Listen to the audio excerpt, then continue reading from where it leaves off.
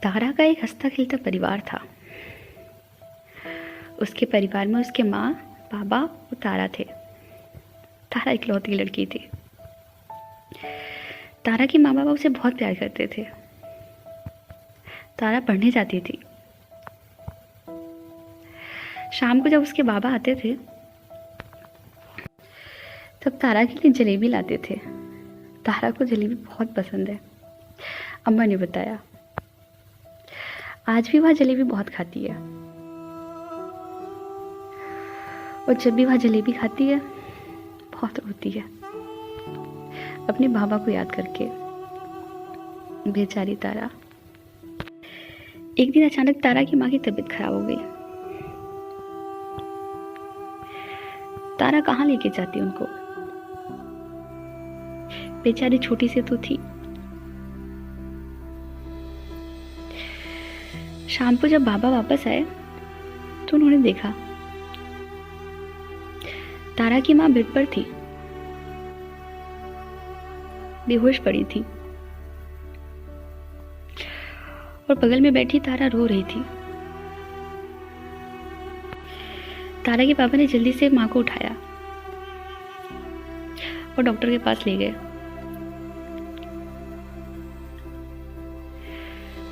Doctor ने तारा की माँ को देखा और उन्होंने कहा ले जाओ, अब मैं कुछ नहीं कर सकता। बेचारे तारा के बाबा वहीं बेसुध से हो गए।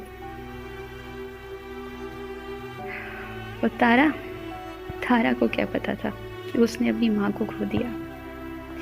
बेचारी। कुछ ही दिनों बाद तारा के बाबा ने दूसरी शादी कर ली और 1 साल बाद तारा का एक भाई आ गया। तारा बहुत खुश हुई कि उसका छोटा सा भाई है, प्यारा सा, जो उसके साथ खेलता है। पर तारा की माँ अच्छी नहीं थी। तारा से दिन भर काम कराती थी, ठीक से खाना भी नहीं देती थी बेचारी को, और नन्ही से जान बस ऐसे ही सो जाती थी। उसको तो कुछ पता ही नहीं था कि नई माँ ऐसी क्यों है। वो बस अपनी माँ को याद करती थी। अपने बाबा से भी कुछ नहीं कहती थी। और अब बाबा भी बदल गए थे क्योंकि अब वो जलेबी नहीं लाते थे जो तारा को बहुत पसंद थी। एक दिन सुबह तारा की माँ ने उसे जगाया। उसकी नई माँ ने, तारा जल्दी से तैयार हो जाओ, हमें शहर चलना है। तारा बड़ी खुश हो गई।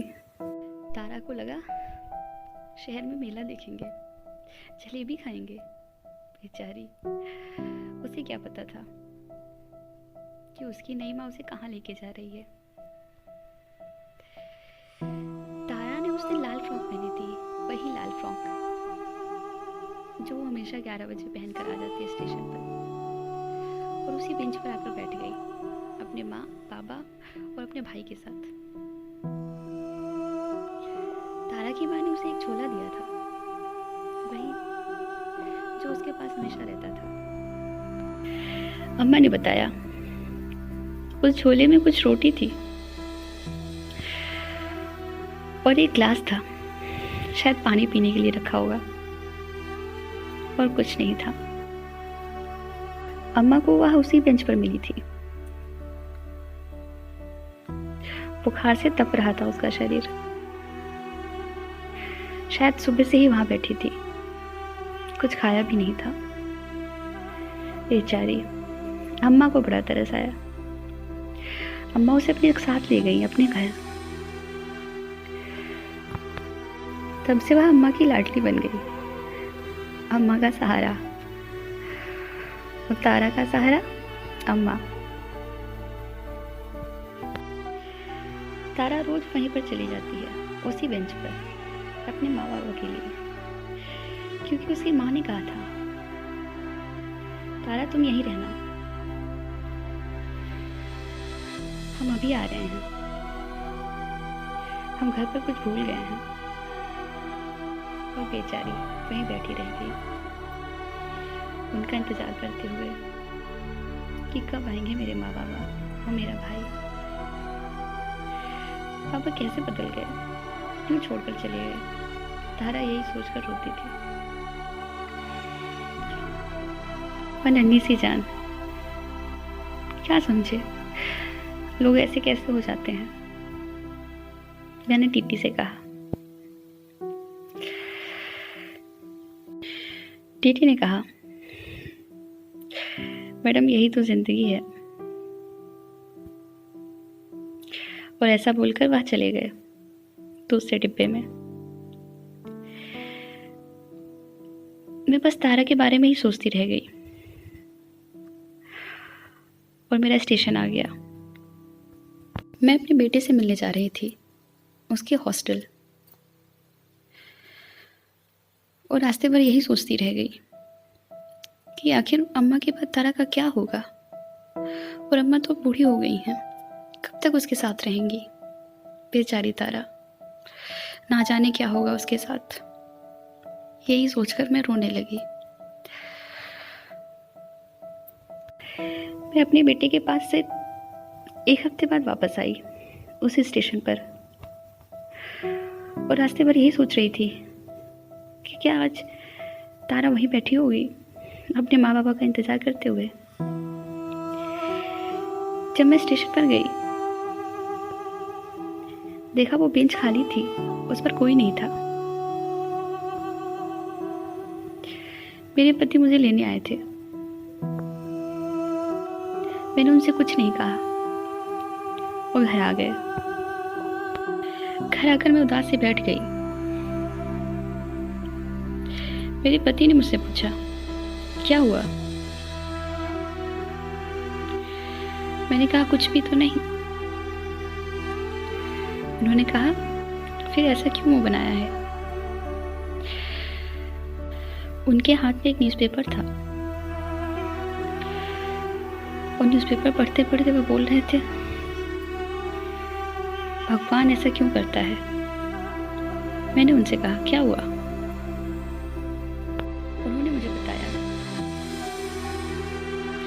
लाल फ्रॉक वाली लड़की के बारे में। मैंने उनके हाथ से न्यूज़पेपर छीन लिया और पढ़ने लगी। मेरे आंसू रुक ही नहीं रहे थे।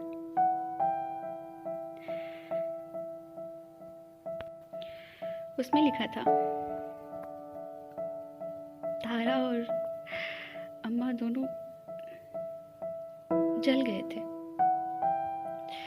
तारा के घर में आग लग गई थी।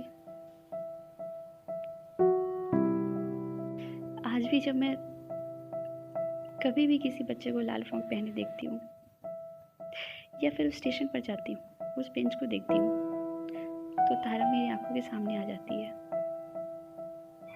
बेचारी तारा माँ बाबा के इंतजार में चली गई, बहुत दूर, बहुत दूर।